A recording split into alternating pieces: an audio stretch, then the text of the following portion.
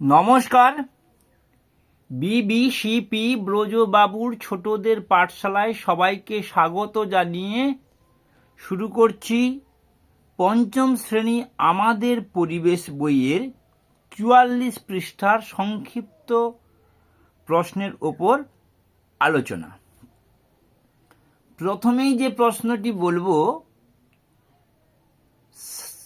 পুরুলিয়ার জলাভূমির নাম কি? পুরুলিয়ার জলাভূমির নাম সাহেব বাঁধ। হাওড়ার ঝিলটির নাম কি? হাওড়ার ঝিলটির নাম সাঁতরাগাছি। কোচবিহারের বিল, এটা ঝিল নয় কিন্তু, বিলটির নাম কি? না, রসিক বিল। এরপর আমরা সরাসরি চলে যাচ্ছি কলিকাতার যে সমস্ত ঝিল বা মাছ চাষ বা নদীর সম্বন্ধে কিছু কথা জানব কলকাতার ঢাল পূর্ব দিকে এই অধ্যায় থেকে। একের দাগের প্রশ্ন, কলকাতার কোথায় জলাভূমি রয়েছে? পূর্ব কলকাতায় জলাভূমি রয়েছে। এই যে পূর্ব কলকাতায় জলাভূমি রয়েছে। আচ্ছা, একই কথা দু জায়গায় লেখা পড়লাম। কোথায় নোংরা জলে মাছ চাষ হয়? না, ওই জলাভূমিতে, পূর্ব কলকাতার জলাভূমিতে নোংরা জলে মাছ চাষ হয়। হয়ে গেল। এর পরের প্রশ্ন, তিনের দাগে, নোংরা জলে মাছ চাষের সবথেকে বড় জায়গা কোনটি?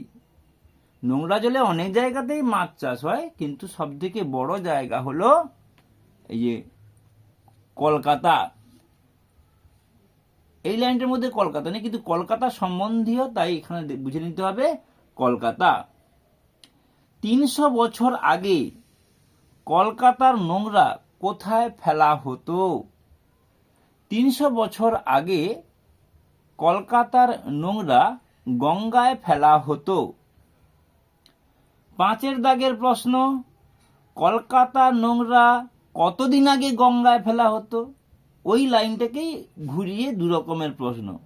তাহলে কলকাতার নোংরা ৩০০ বছর আগে গঙ্গায় ফেলা হতো। হয়ে গেল, একই লাইন থেকে দুটো প্রশ্ন হয়ে গেল। যেভাবে আসবে সেভাবে উত্তরটা গুছিয়ে লিখে নিতে হবে।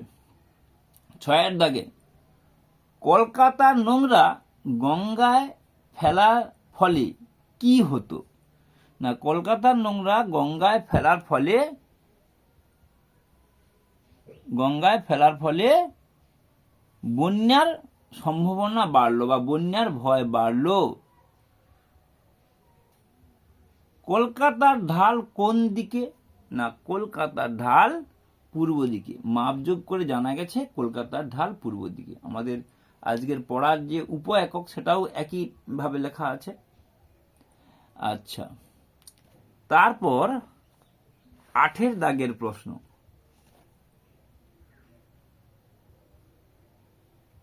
গঙ্গাকে পরিচ্ছন্ন রাখতে কত বছর আগে